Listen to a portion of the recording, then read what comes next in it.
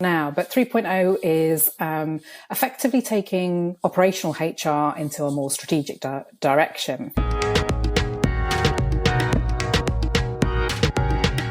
Today we're talking all about HR 3.0 and how you can use HR for strategic purposes. This includes looking at behavioural science, looking through personality profiles and how you can use them effectively, how you can get buy-in from the team to make this effective, and some of the latest trends in HR that can really help startups that are trying to grow right now. We've got with us our expert, Rani Ahmed, who's the head of HR at Joelson. They're a law firm that specialises in helping founders throughout their journey. Joelson is also our exclusive legal partners. We're the Bay HQ and I'm Amma, and this podcast is powered by HSBC Innovation Banking. So, Rani, you're a big advocate of HR 3.0, and if I'm being honest, I didn't hear about that until about half an hour ago when we were chatting.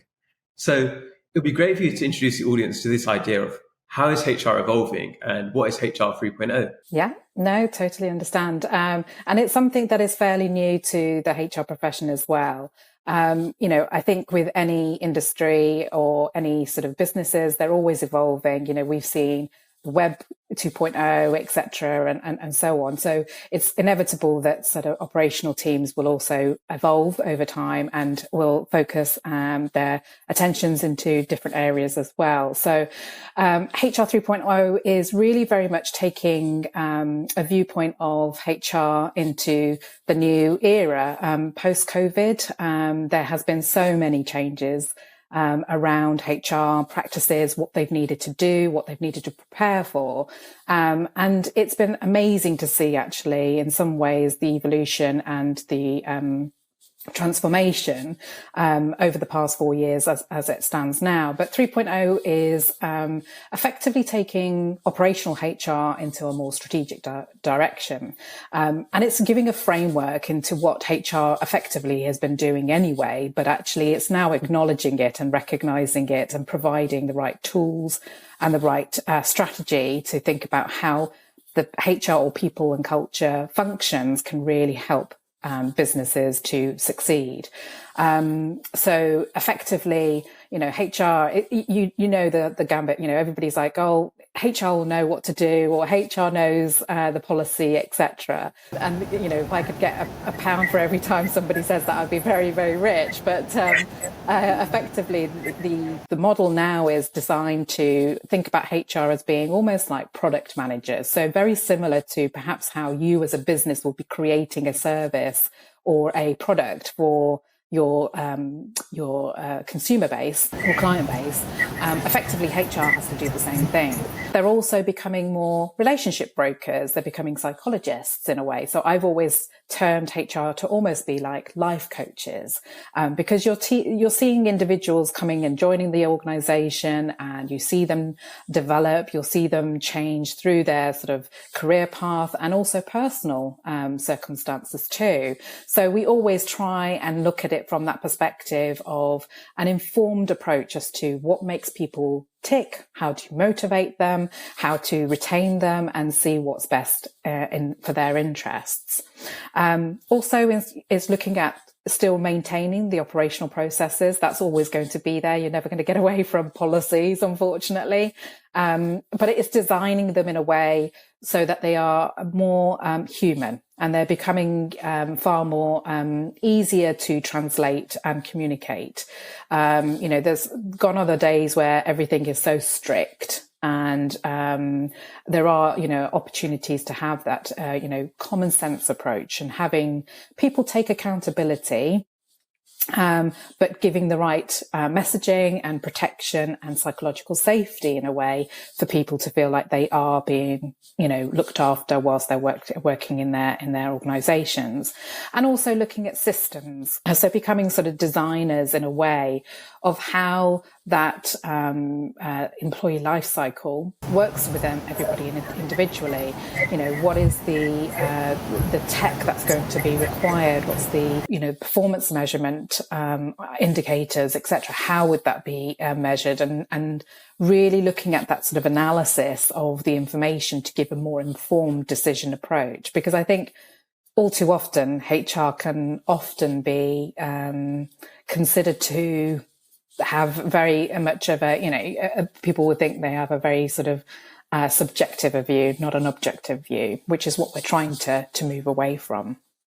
So overall, that kind of gives you an overview of 3.0. It is still very early stages, and it will take a lot of time for organizations to get there. But I think for entrepreneurs and startups, if they take that approach now, when they're starting up and they're scaling up, it becomes a lot easier for them to really develop to what the generation is now looking for. So looking at that as well, you mentioned about a huge part is treating people like humans, right?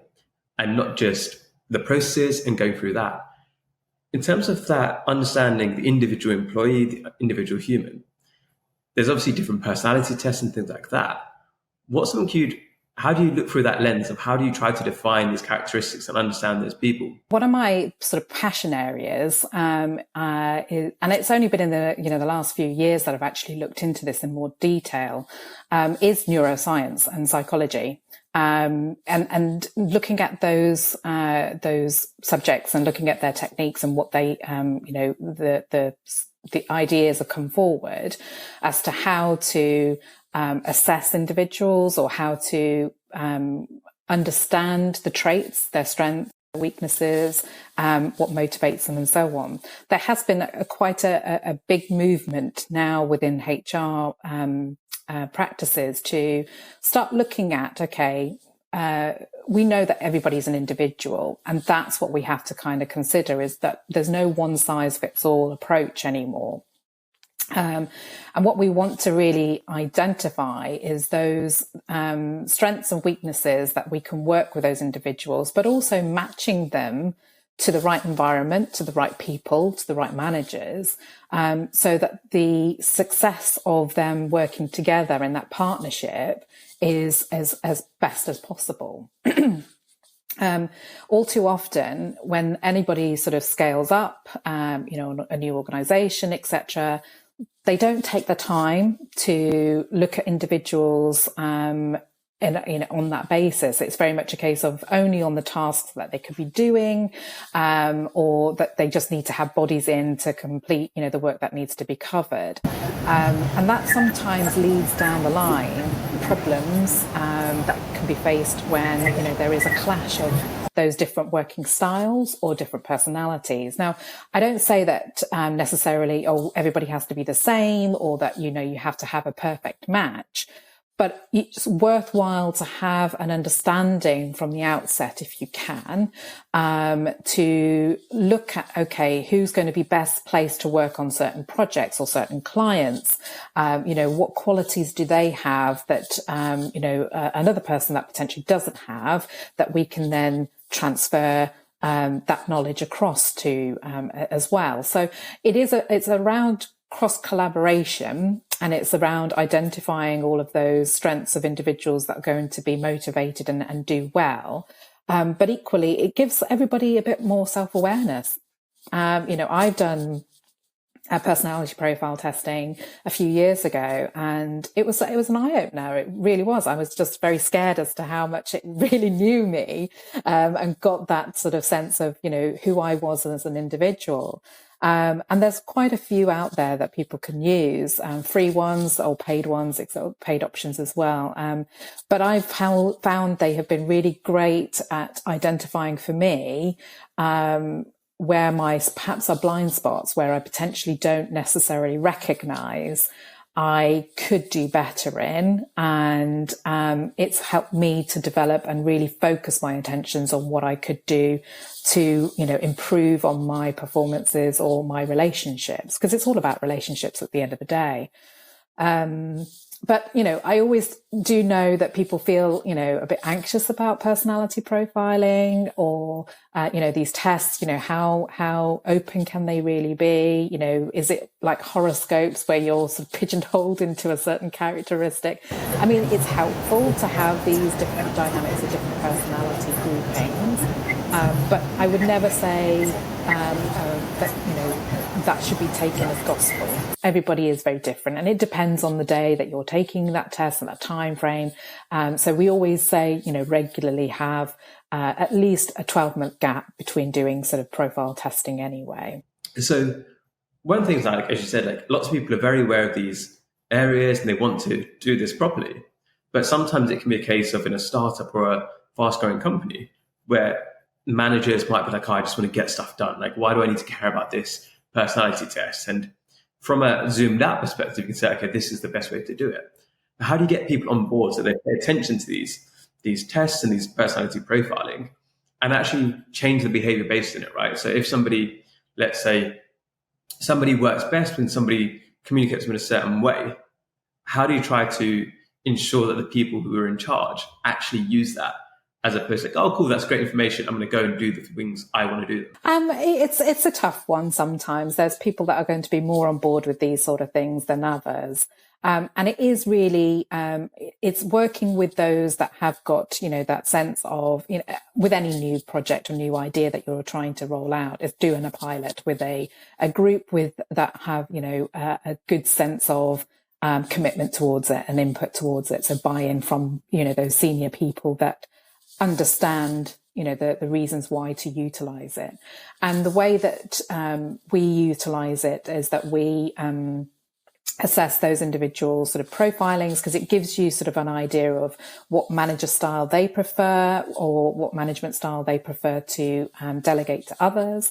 And really giving an idea and saying, spotting any issues or, strengths in those particular traits, that we're able to then say, okay, this is what's most important to this individual. So it could be around, they like to have more regular communication. So they like to be up to date on a, bi-weekly process, or, everyday process. It can be whatever, that individual requires. But also it could be a case of, I'd rather be given an outline of instructions and just leave me to it. And then I'm, best working in that way rather than being micromanaged on every sort of aspect of that role. So it can really give a direction for those that are working together on a more frequent basis to say, okay, this is the management style that they produce, that have been reported. Let's try and see, okay, is that in line with how you manage them? Is that in line with how you work with them? And if it isn't, let's try something new. And trial it out and see if that makes a difference. So it is regularly checking in with those people to see, how much of a difference that has made. And then obviously assessing and then, communicating more widely to perhaps the more skeptical people around the benefits of utilizing this. I mean, one of the things we did initially was that before we announced it or released it to anybody in the firm, we got all the senior leaders to do the personality profiling test, and they all found it really helpful because it just gave them not only a perspective of how they view themselves, but how others may view them.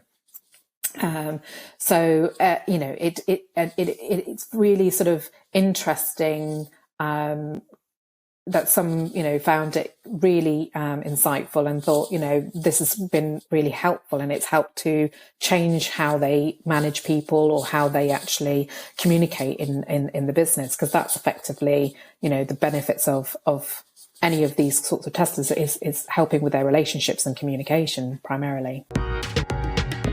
Hey everyone, we hope you're enjoying this episode so far. A quick note from our sponsors who make this all possible. From first-time founders to the funds that back them, innovation needs different.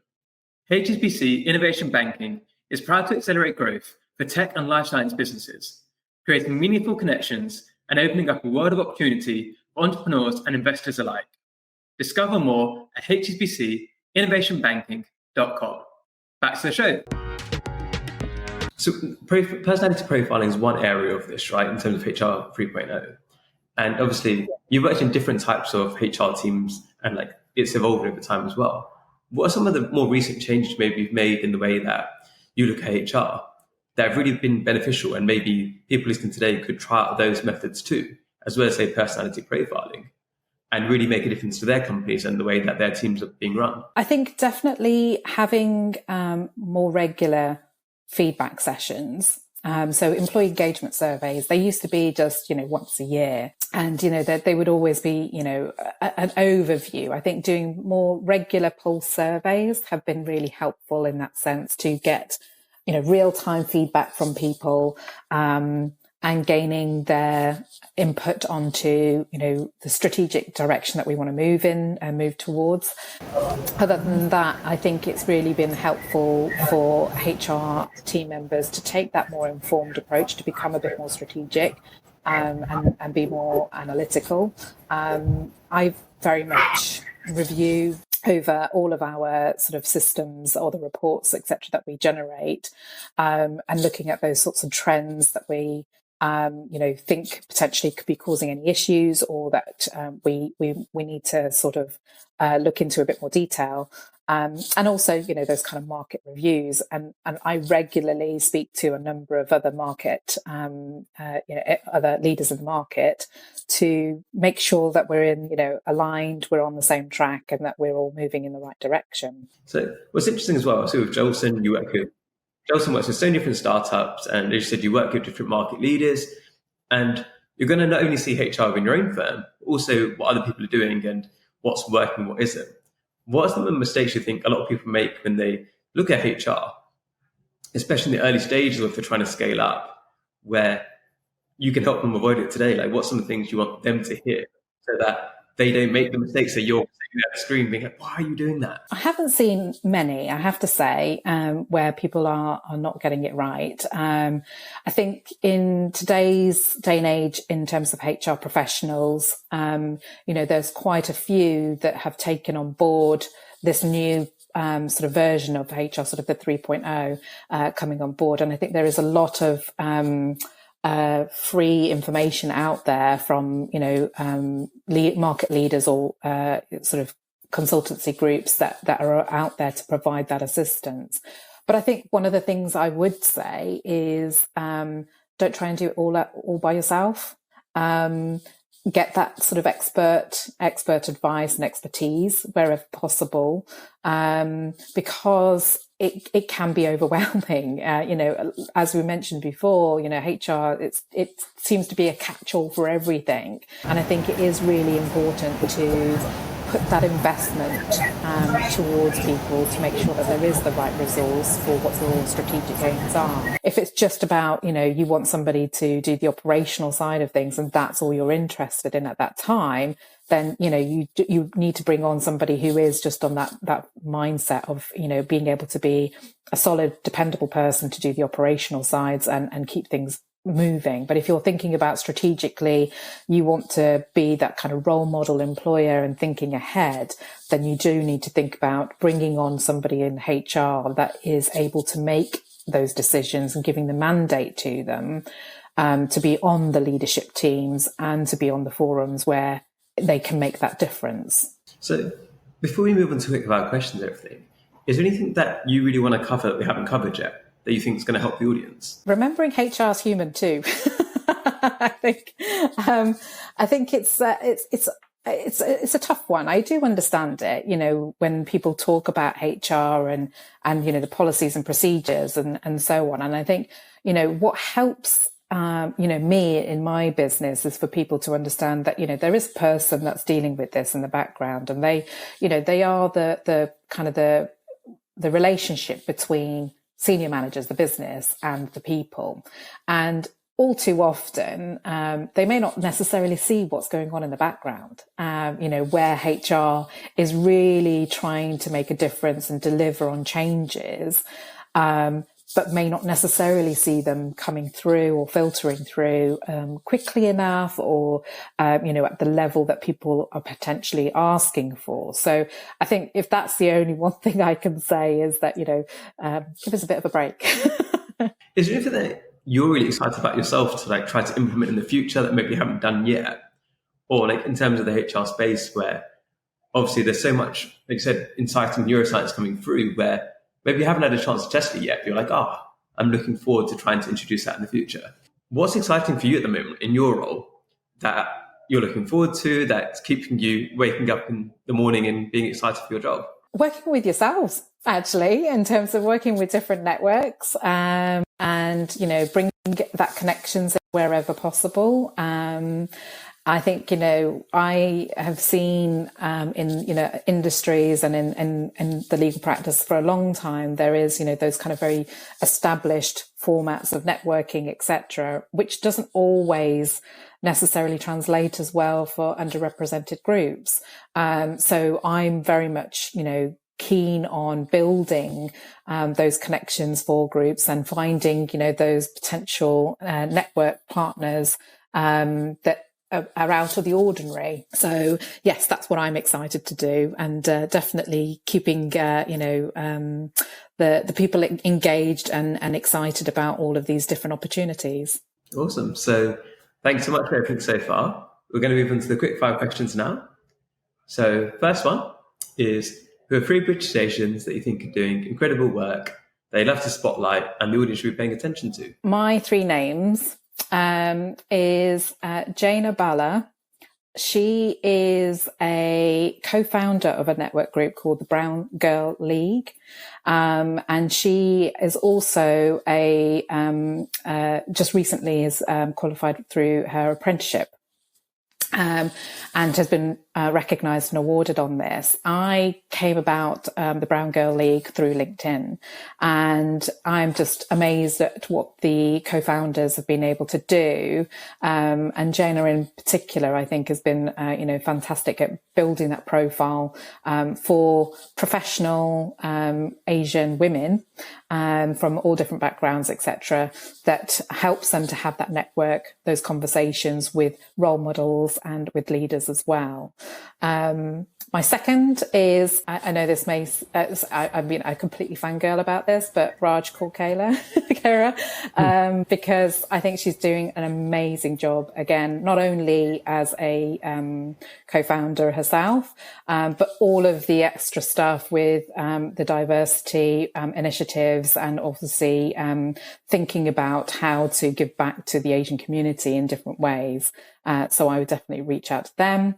And Simi Dillon, again, is a contact actually that's come through your network. I've been following him a little while on LinkedIn too, and I just think he's just got such an authentic message and style of how he is building his business, and how, his inspiration and his purpose of, why he does what he does is really very engaging. So I think, again, that is, really interesting to see. And I definitely think that, it's been a great role model, and I definitely would shout them out too. So next quick fire question is, how can people find out more about you, find out more about Joelson, and get in touch? Yeah, sure. So find out more about me. I'm on LinkedIn. I don't have my own website. But in terms of Joelson, we are a commercial law firm based in the West End. But we do work with some fantastic clients, and we have some fantastic people that work for us. It's something that I, really enjoyed working here to build and develop, the firm that we are now. And yes, we're really proud of what we've achieved so far. And then next question is, how can the audience help you? So people listening right now, is a way that they can help you, help Joelson, or contribute in some way? So at Joelson's, we're really proud of becoming a B Corp. We became a B Corp certified organisation last year.